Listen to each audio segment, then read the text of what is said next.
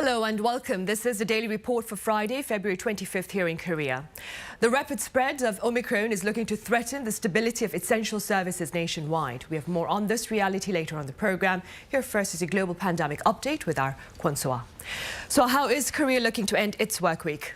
Well, Sunny, we are ending with a slight drop in COVID-19 infections this Friday, and that is 165,890 cases that have been tallied as of 12 a.m.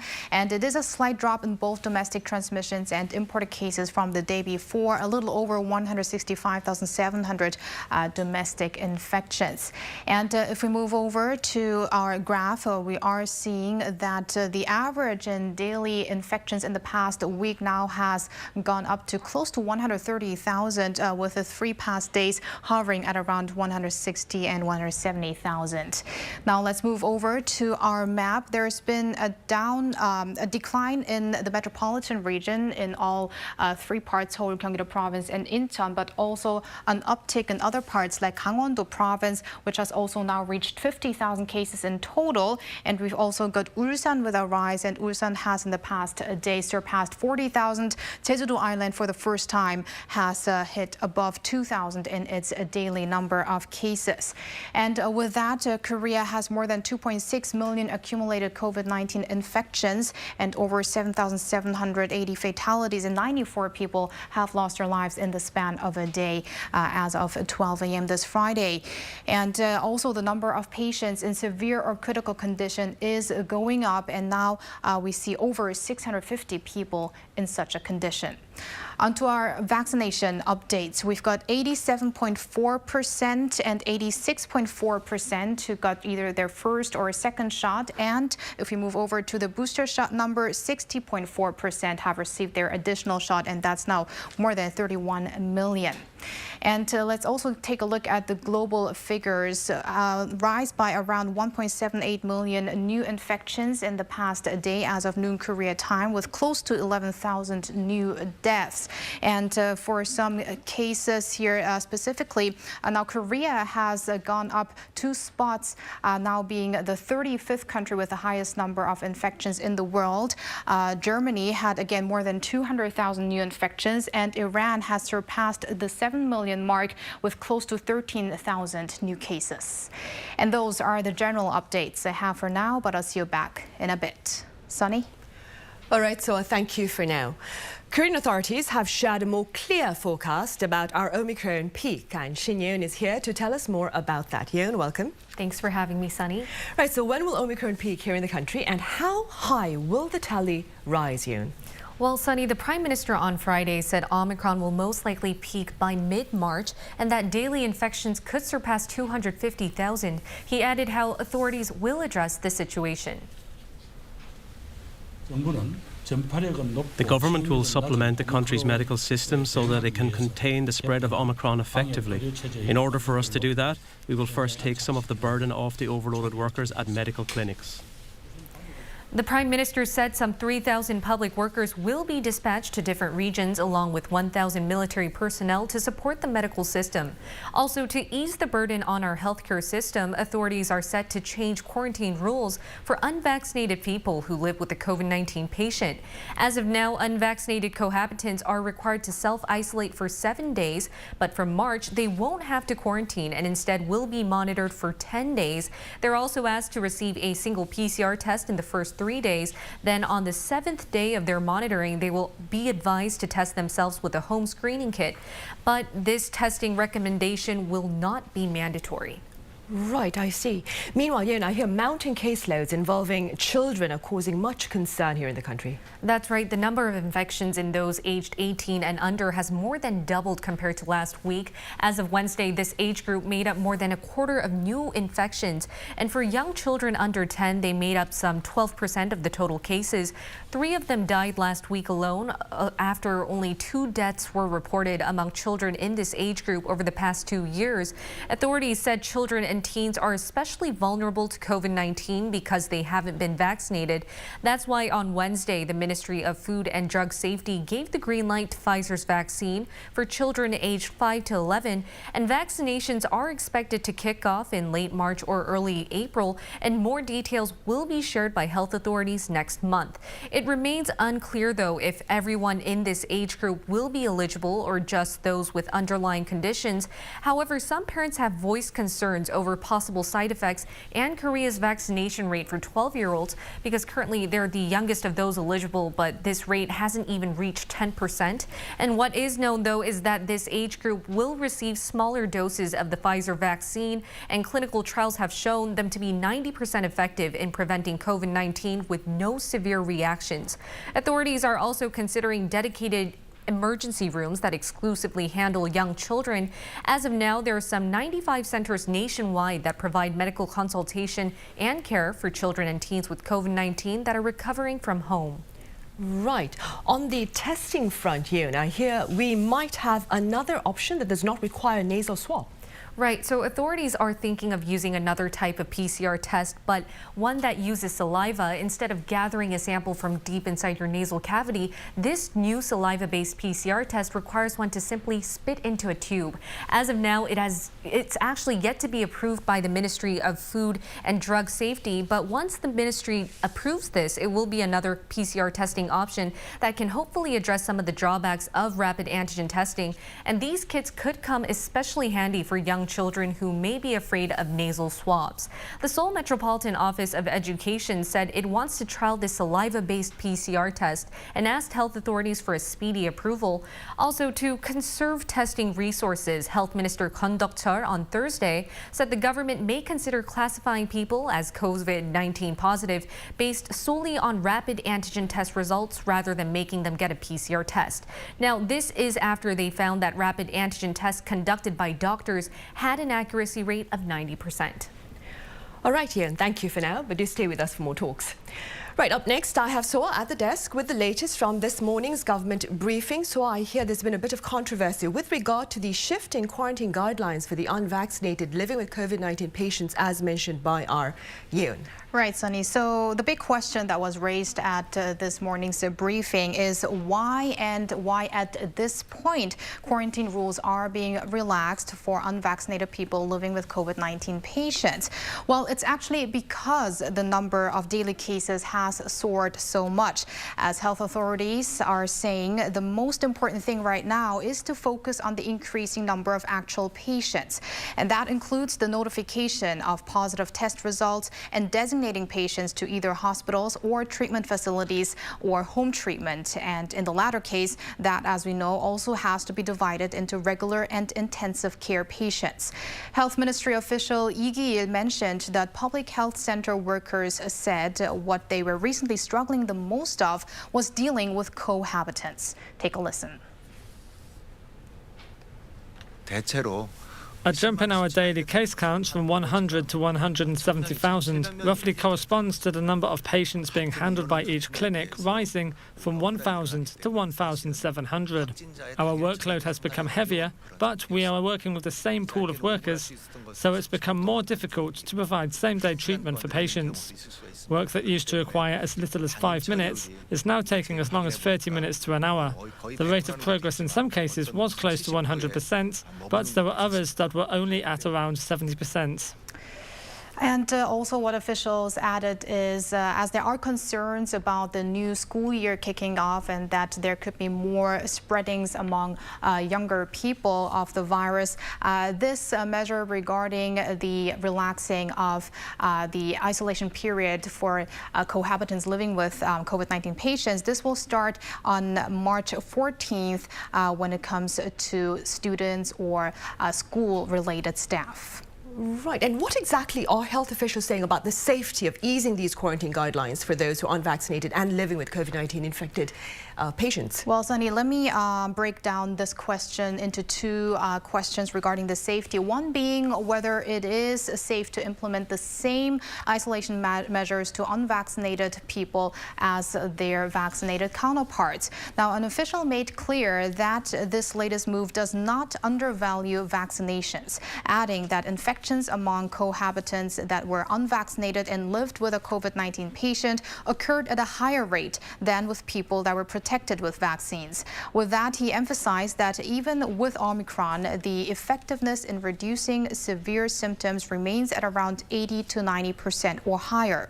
Applying the same isolation rules regardless of vaccination status has also raised doubts on the need for the vaccine pass system, and an official said that the government will make a comprehensive assessment of this, including an imminent court ruling result, and then come back to the issue. And now the other question regarding safety is whether relaxing quarantine measures will lead to a wider spread of cases. And in fact, Park Young-jun, an official who is in charge of epidemiological research, acknowledged that those risks are inevitable, which is why the government will do this. We're planning to make steady efforts to reduce the number of hidden cases through the timely and accurate dissemination of various guidelines, recommendations, and precautions, while urging for sustained cooperation. Right, and authorities have also pledged expanded medical services for specific groups of people. Tell us about that. Right, Sunny, with the rising number of COVID-19 cases, there are specific people facing more difficulties, whether they are infected with COVID-19 or not, and that is people giving labor, newborn babies and children, as well as dialysis patients. Now, the government decided to make emergency transportations as well as medical operations more swift and efficient. In detail, they plan to expand the number of emergency centers for COVID-19 patients from the current 4 to 10 by the end of this month. Authorities are also looking into ways to provide incentives for medical facilities that actively admit emergency patients. For mothers giving birth, infants and children, they will make sure that they will be immediately sent to hospitals with special designated hospital beds. There are currently 95 beds for pregnant mothers in labor, and the government is planning to expand that number to 252 by March 4th after consulting with regional authorities. The number of pediatric hospital beds will also be raised from the current 864 to more than 1,000 by the end of March, and beds for dialysis patients from 347 to almost 600 by March 7th. Negative pressure isolation hospital beds for special patients will also be expanded. And officials also vowed to do more efforts for people that are recovering at home in regards to giving them information through text messages. Usually they have received one text message after they have been confirmed with the virus. Now they are going to notify them with information 4 days after their test, and then again 6 days afterwards, and that regarding consultations and also the isolation period and issues like that. Right, well, that is reassuring to know. So let's now include Yeon in our talks. Yeon, have there been any notable advances in the development of homegrown vaccines and treatment? There has. Celltrion on Thursday said there's been much progress, especially when developing a treatment specifically fighting the Omicron variant. And Celltrion is the manufacturer of the very well-known antibody drug called Recurona. But health authorities have actually stopped its distribution because the treatment hasn't been as effective in treating Omicron infections. That's why Celltrion has since been developing an enhanced version of Recurona to treat Omicron and changing the method of administration from injection to an inhalable cocktail. And earlier this month, the company already submitted its plans to hold phase 3 clinical trials in Bosnia, Serbia, and North Macedonia. Right, and in related news, so I understand the WHO says a number of countries will be able to receive mRNA vaccine technology from its training hub in South Africa. Right, we did touch upon this a little bit yesterday, but on Friday, Vietnam's health minister mentioned that its country will be among 5 countries that will be able to produce mRNA vaccines in large scale, not only for domestic use, but also for regional use and beyond. And that is to contribute to to reducing inequalities in vaccine access. So these countries will involve not only Vietnam, but also Bangladesh, Indonesia, Pakistan, and Serbia. And they will receive help from the Vaccine Technology Transfer Hub in South Africa, according to the WHO, and saying experts assessed that those countries can absorb the technology, and then through targeted training, this will also lead to quick production. Now, in line with this, also at the COVID-19 Global Research and Innovation Forum that is being held by the World Health Organization on Thursday and Friday, an official also mentioned more about the need for a cooperation on a global front regarding vaccine technology and dealing with the COVID-19 situation in the future. So let's take a listen to this. We need continued research and innovation to finish this pandemic. We need to democratize the way in which that research is done. We need to transfer not just the technology of vaccines, but we need to transfer the capacity to do research in situ, in countries, in real time. Right, and hopefully that will lead to more vaccines for the rest of the world as well then. Let's hope so. So as always, thank you for your report, and Dae-heon, thank you for your input today. Thank you so much.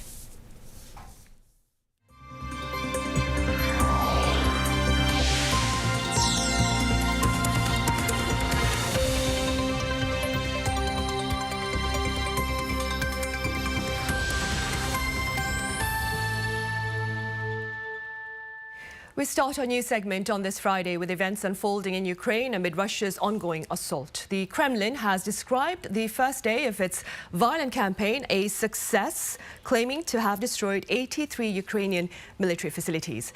Some 160 missiles are believed to have been fired at Ukraine. Meanwhile, in the wee hours of Friday, Ukrainian President Volodymyr Zelensky announced that Russia's invasion has killed at least 137 Ukrainians and injured over 300. More Russian forces are said to be advancing into Ukraine from the north, east and south, reportedly headed towards the capital, Kiev. Ukrainian response has put in place a military mobilization to last for 90 days, prohibiting male citizens aged 18 to 60 from leaving the country. And the reaction from the international community over Russia's military campaign in Ukraine has been swift. The US and its allies have condemned Kremlin and have shared strategic sanctions that will serve, as President Joe Biden says, to limit Russia's ability to do business in dollars, euros, pounds and the yen. Kim Sung-min has more. World leaders are strongly condemning Russia for its full-scale invasion of Ukraine, with U.S. President Joe Biden spelling out a sanctions package that will impose a severe cost on the Russian economy, both immediately and over time. Putin is the aggressor. Putin chose this war, and now he and his country will bear the consequences. And Putin's aggression against Ukraine will end up costing Russia dearly, economically and strategically. We will make sure of that. Sanctions announced by the U.S. so far include cutting off $1 trillion worth of Russian assets in U.S. banks. That includes Russia's largest financial institution, Sberbank, which holds nearly 1/3 of the Russian banking sector's assets. 13 major state-owned companies are also on the list of sanctions, which will prevent them from raising money in the U.S. market. Biden also hit Russia with tough export curbs. He said in coordination with Europe, the allies will cut off more than half of Russia's high-tech imports, from commercial electronics and computers to semiconductors. EU leaders have reaffirmed the plan with a statement saying that massive and severe consequences will follow for Russia. The sanctions will cover the energy and transport sectors as well as the high-tech sector. Several other countries, including Japan and Canada, joined the effort. Addressing the Russian attack, Japan's Prime Minister told reporters Thursday that Japan will come up with sanctions on par with Western countries. Measures, which could come as early as Friday, will likely be put on Russia's financial and export sectors, including semiconductors. Canada has already specified that its sanction will include $550 million worth of exports in aerospace, IT, and the mining industry. The UK has levied sanctions on Russian elites and family members, as well as on Belarus, over their support for Russia's invasion. Kim Sung-min, Arirang News. Overall, we'll be... And South Korea, for its part, has issued a joint statement denouncing Russia's invasion of Ukraine. Under the framework of the Community of Democracies, South Korea, along with the US, Japan and a host of other democratic states, have decried Russia's acts of aggression against Ukraine. Support was also shared for Ukraine's democracy, sovereignty and territorial integrity. Seoul has also vowed to partake in broader international efforts to discourage armed conflict. In other news now, continuing calls for social distancing as part of pandemic response measures appear to have aggravated the environmental issue of plastic pollution. Yoon-jin explains. Delivery and takeout foods have added more convenience to our daily lives, especially amidst the ongoing COVID-19 pandemic. But now it's time to become more environmentally conscious and actively look for substitutes to plastic. And this goes for both restaurants that pack the food and consumers that enjoy the convenience. The Korea Consumer Agency counted the number of plastic containers that are actually used for delivery foods. Based on an order of 2 servings of the top 10 most ordered food items, an average of 18.3 plastic containers were used. That means 9.2 plastic containers per person. So if a person orders delivery food at the current average of 2.8 times per week, that adds up to roughly 25.8 plastic containers per person per week. The real problem is that only 45.5% of these used plastic containers get recycled. Containers that have stickers on them or have plastic wrap residue cannot be recycled. The Korea Consumer Agency said that small changes, like to the material used for containers, could increase the recyclable rate to 80%. Improvements need to be made if the containers are switched to recyclable materials, and standardizing containers to have attached lids, the actual recycling rate can be increased to about 78.5%. However, the food delivery market has nearly tripled from 2.7 trillion won, roughly $22.4 million in 2017, to 25.7 trillion won, or around $213.6 million last year. It means it has become more difficult to reduce plastic waste, but it also means that it is critical that both restaurant owners and consumers make a conscious effort to recycle more. Yoon-jin, Arirang News. On the entertainment front, there has been yet another global award for BTS in recognition of the group's universal music appeal and related efforts. Our Kim Hyo-sun has more. BTS has once again been named the Global Recording Artist of the Year.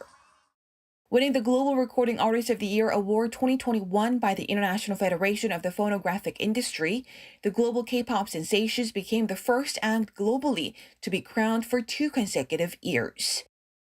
The IFPI described the news as, quote, a landmark moment. It added BTS has demonstrated its extraordinarily unique global appeal, and their fan base helped the group make such an achievement.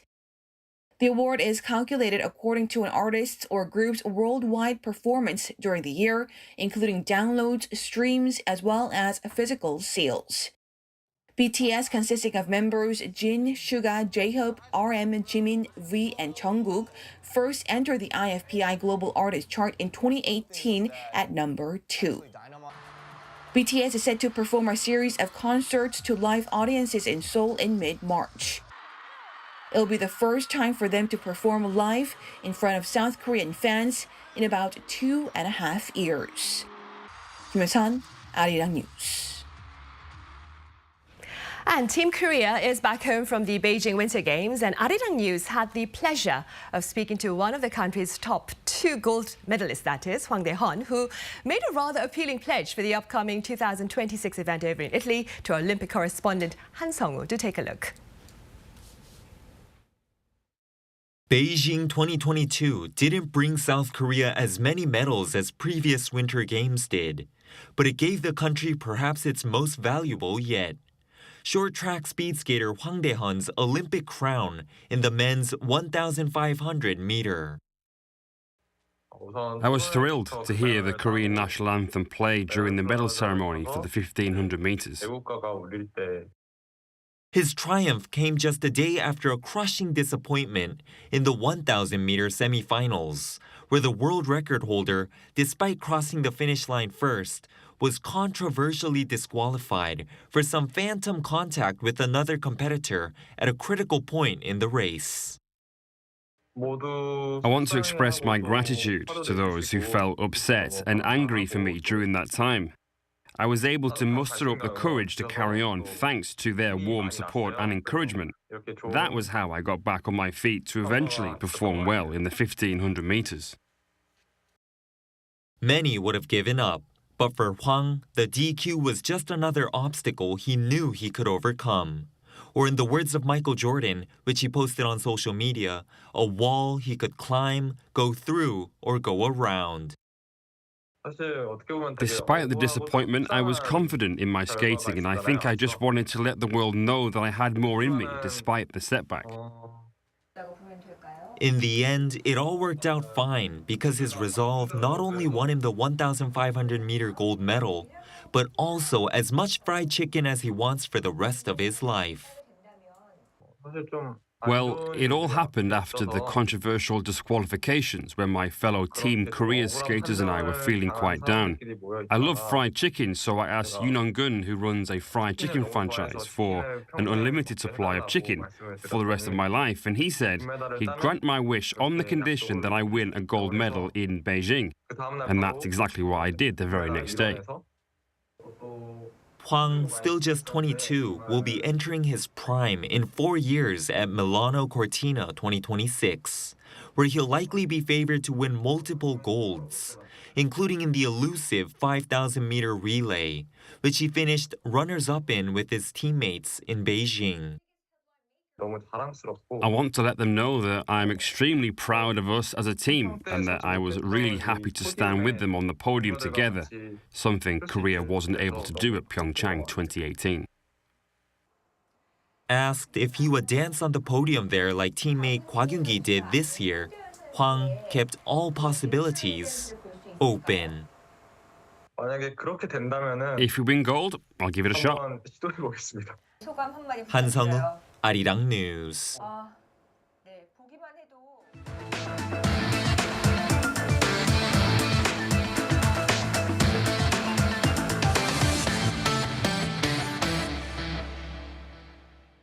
It's Friday and time for a weekly focus on one particular country and its current issues. Today we turn to the US, where Linda Lee, a member of the New York City Council representing District 23, joins us live. Linda, it's great to speak with you again. Hi, great. Thank you so much for having me. Right, Linda, we had the pleasure of your company online late last November, right after your election. Now, you took office on the 1st of January this year. How has work been thus far?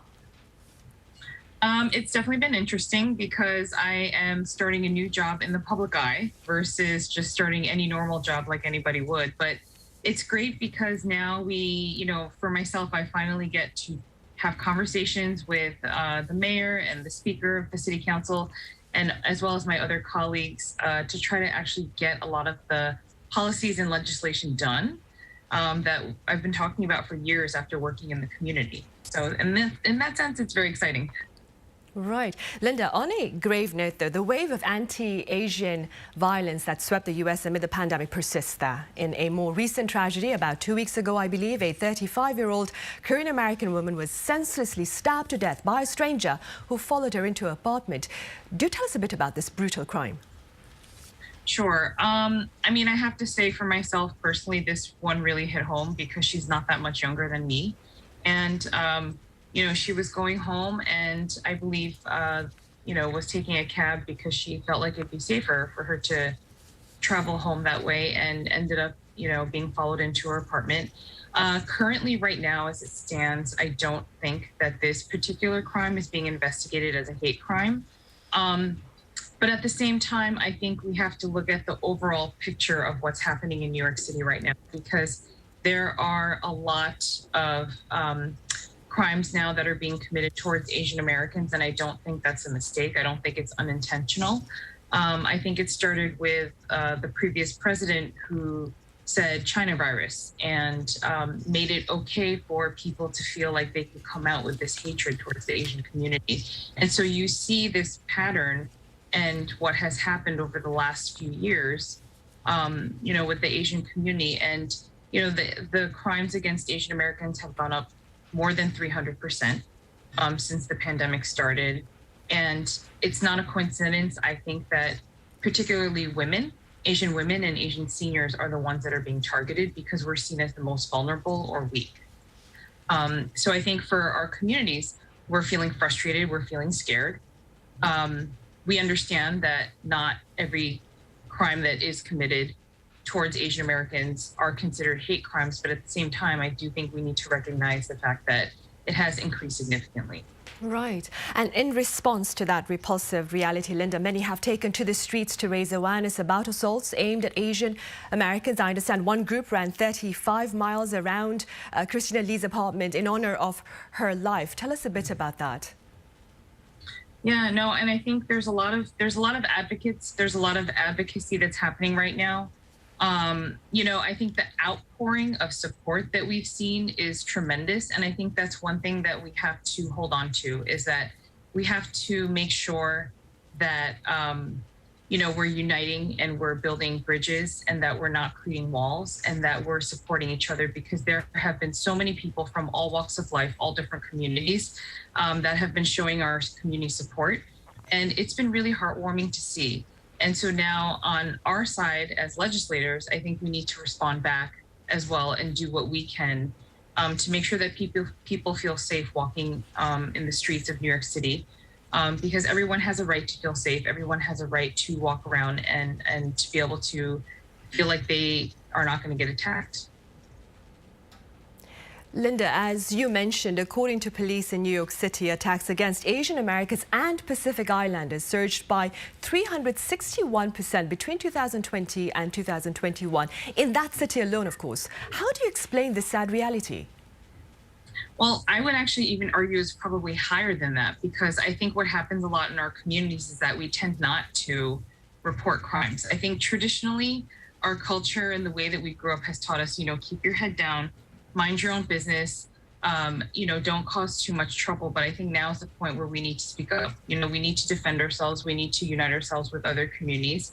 The other part to this that's frustrating is that when I was still working at KCS during the pandemic, I actually had a meeting with the district attorney's office because I wanted our staff at KCS to know what the process is to report a hate crime and also what is considered a hate crime. And what I found out through sitting with the district attorney's office is that the burden of proof is very high for something to be considered a hate crime. And now also what's happening is that people are getting around it by not verbally actually saying something that is full of hate or bigotry. So if someone doesn't say anything, but they just act physically, that's not technically considered a hate crime. So I think what we need to do is work with the district attorney's office. We need to work with city and state legislators to figure out, maybe the question is we need to redefine what is a hate crime. And we need to make sure that people feel comfortable, because especially if you don't speak English, right? A lot of our community members don't speak English as a first language. So if there's someone, a senior, that gets attacked, they're less likely to report the crime because they have to repeat it over and over to the detective, to the officers. They have to get the written report down. They got to talk to the attorneys. They have to talk to the DA's office, right? So there's a lot of steps that make it very difficult and discourage people from the community to want to report. So I think we need to address that issue. And we also need to make sure that people in the community feel comfortable and safe to report these crimes, and also that they're in language as well. Right. And while you put into action those efforts, Linda, as you mentioned, many of the victims are women and the elderly. What in the meantime can they do to ensure their safety, that is, in the US then? Yeah, I think there has to be a multi-pronged approach. I mean, I know that there are some Asian nonprofit groups out there, for example, that are doing bystander training. So how do we train our neighbors and peers who are on the street to come to the aid of someone who is being attacked, especially if they feel like if they're being attacked in hate crime. So there's a lot of training that is happening, but also at the same time, I think what we need to recognize and realize is that New York City and state, for all the positive things that we have here, we also have a very broken system. And what I mean by that is that, if you look at the past couple of incidences with Michelle Go, or Christina Yuna Lee, for example, or other folks that were recently killed or injured, You know, there's a lot of homelessness that's happening, for example, in New York City. And these people oftentimes have severe mental illnesses and they're not on their medication. So we need to address the homeless issue. We also need to address the mental health issue. And we also need to understand that these people are people as well, and they need help. And we as a city have failed them. And what's happening right now is that the people who need the homeless services as well as the mental health services are not being connected with DHS, Department of Homeless Services, or OMH, right? Like Department of Health and Mental Hygiene. And also there's not the coordination that's happening with NYPD.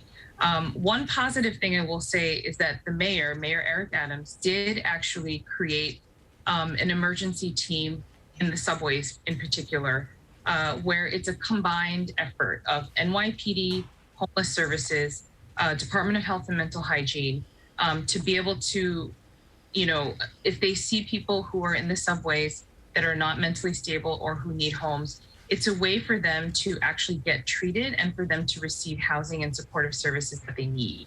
So I'm really glad that that's happening right now. I think we need to really beef up those types of services so that there's a continuation, because right now everything's in a silo and separate.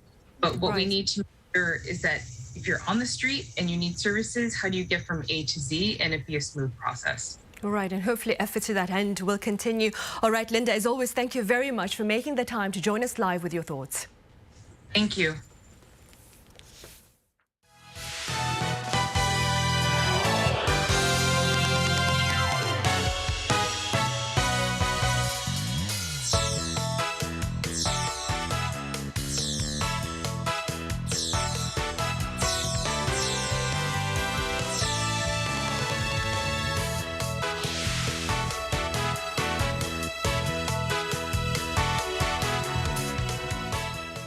The rapid rise in COVID-19 cases is leading to yet another social challenge. That is a severe shortage in labour as infection keeps workers, including those in essential services, quarantined at home.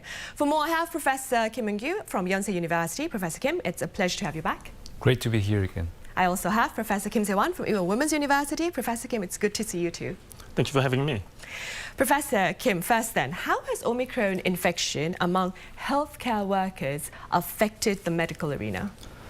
My personal experience, I used to see one case a month, then one case a week, and every case a day. Then we are seeing cases every shift, so that means it's strikingly increasing. And we have a cohort control study from Portugal. They studied with the Wuhan original strain, and they concluded that it's about 2 times higher risk for health professionals to get infected. And it's going to be much higher for Omicron. So many medical personnel are getting Omicron infection, and it results in a chain of reaction. The person has to get quarantined, and the colleagues have to get quarantined for a while. And it results in a big burden for all departments, all teams. There are delays in operation, procedures, and outpatient clinics. And there are obstacles delivering proper medical service on time because we have to add on some procedures like checking the PCR results and disinfecting all those areas. So I'm now receiving a lot of frustrated phone calls from the parents because I work in emergency department, and but most of the hospitals are already satisfied, especially children, and I feel very sorry for them. Right. And from an economic perspective, Professor Kim Se-wan, what can you tell us about the overall shortage in labour owing to Omicron infection, not simply here in the country, but across the globe? Well, skyrocketing Omicron infection dismantles labour markets of US and European countries. But in Korea, the fast rising Omicron does not affect Korean economy in a full scale yet. According to US government, about 8.8 million US workers, or 6% of total workers, did not work in January because they are either infected or taking care of infected families. So that problem, that decrease of the labor, create really a serious chain reactions of higher wages and prices of all goods and services, and shortages of all goods and services, and lastly, inflation of the U.S. economy. So almost the same situation is developing in European countries too. But relatively speaking, Korean companies are doing well by enforcing emergency plans that hires retired workers of separating Omicron-infected workers quickly. Right, and talking about emergency plans, Professor Kim Eun-gyo, I understand authorities here have in place a mechanism to ensure operations proceed smoothly within the medical arena and that they're not disrupted, even amid a surge in Omicron infections. Do tell us a bit more about this. Yes, we received an official letter from the public health authorities that we should make a business continuity plan. And personally, it was my first time I had to make those plans. And according to that plan, since we have more than 50,000 cases right now, medical personnel who's infected could return to work after 3 days if the rapid antigen kit test is negative. But this is an extremely risky policy.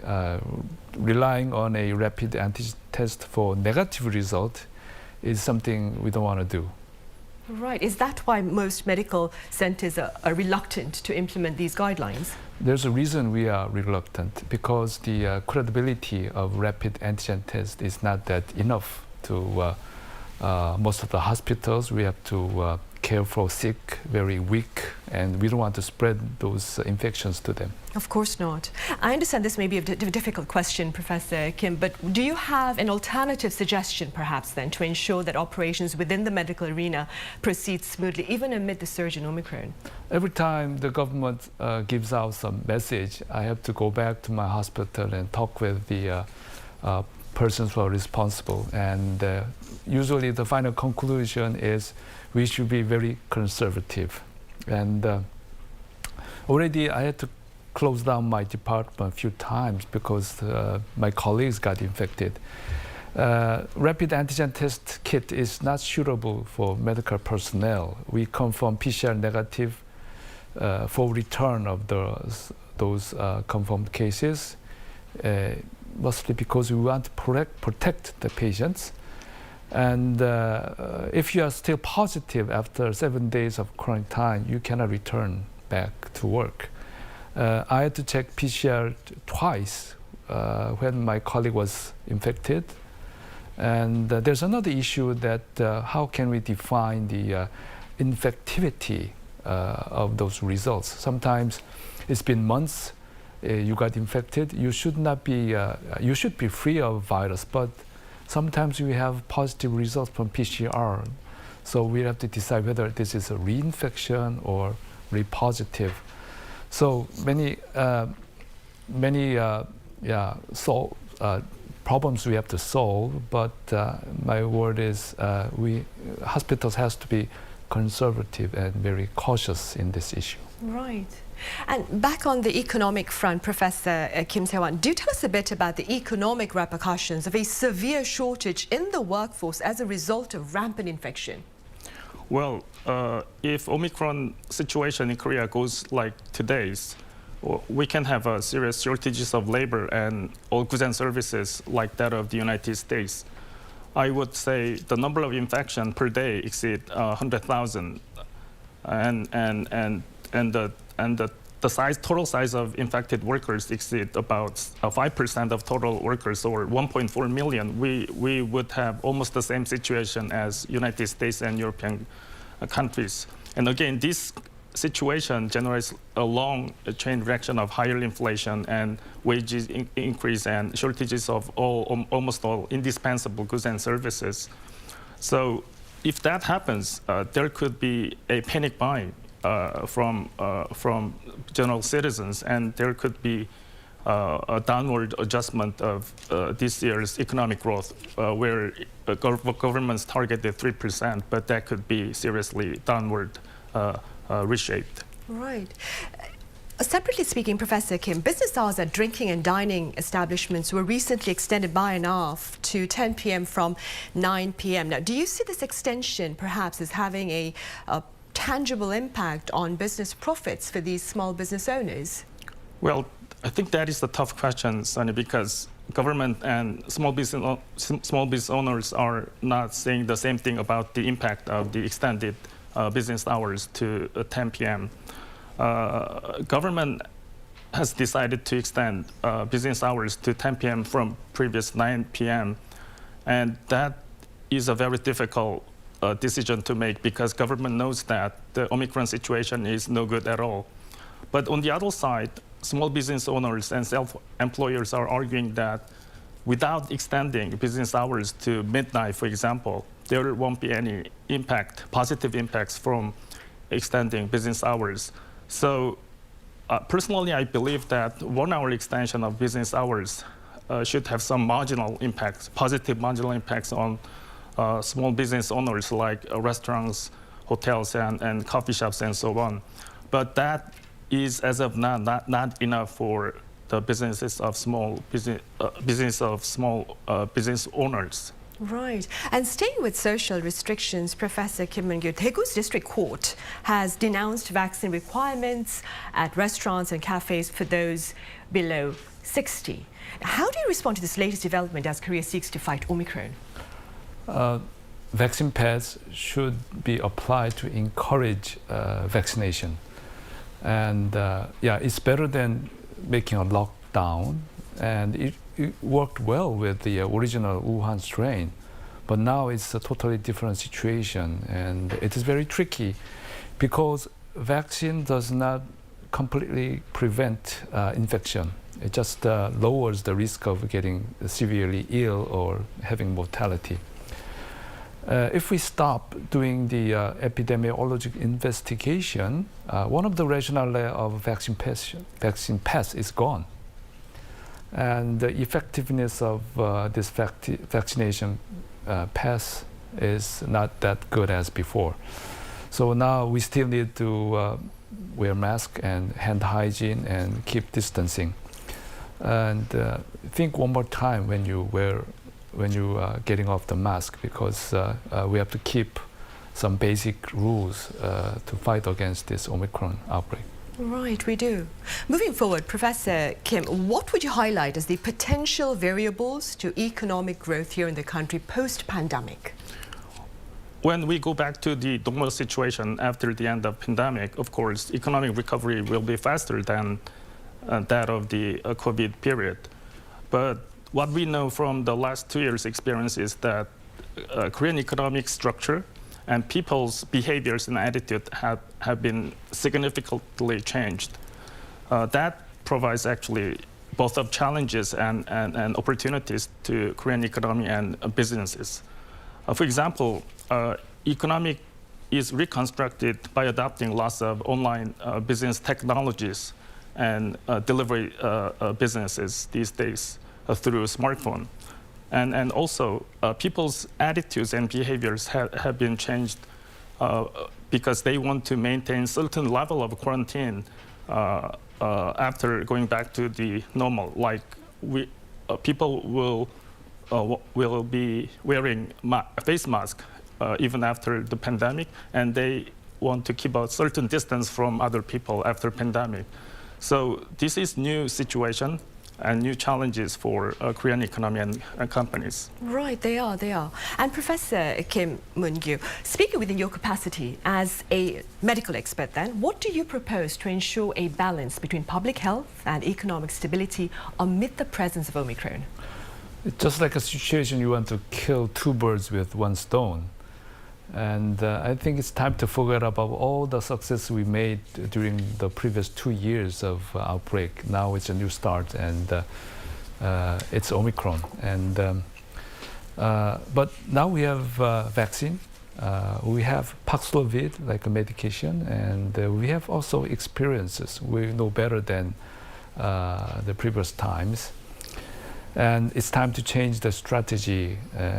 I mean, we try to lower the total case of COVID-19, but We have to change to prevent fatalities among people, focusing on high-risk group. And now we have to include infants because we are encountering many news that children less than 12 months of age are getting mortalities. And we still need to continue the vaccine campaign since we started to give Novavax as a lower side effect, and which is very promising. And yes, I think we have to ease the restrictions to, for economy and education, but I hope that we might postpone that easing for a couple of weeks. Since I'm monitoring all the data of the big countries worldwide, and I feel like after the start of Omicron outbreak, it takes about 4 weeks, and then they reach the top and start to decline by itself. So I think Korea needs a few more weeks to reach the top. And one thing different from other countries is in the general population, the natural infection rate should be very low because we did a good job during those 2 years if we compare to United States or UK or other European countries. So it might take a little bit more, a few weeks.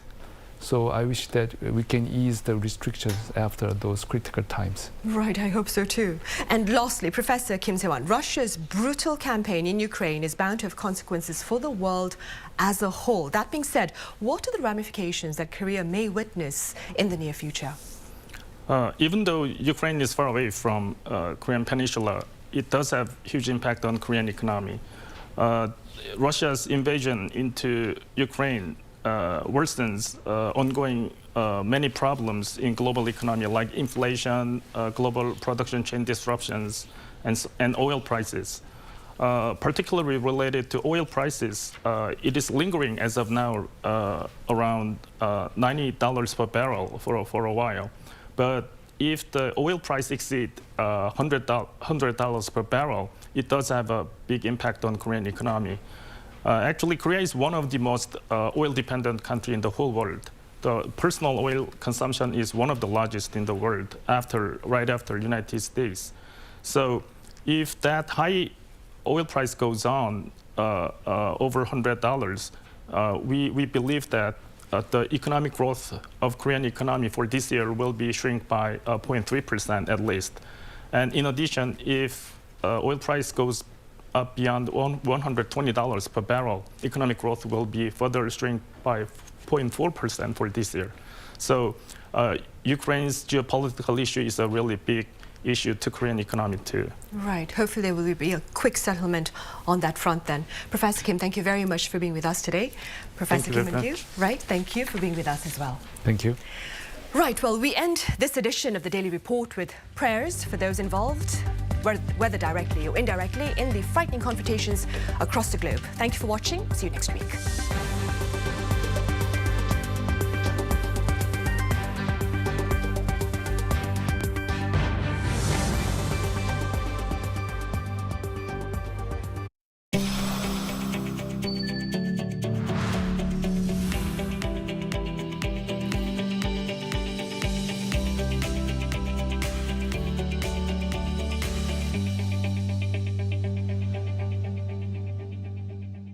저는 메이저리그보다 태극마크를 단 마운드가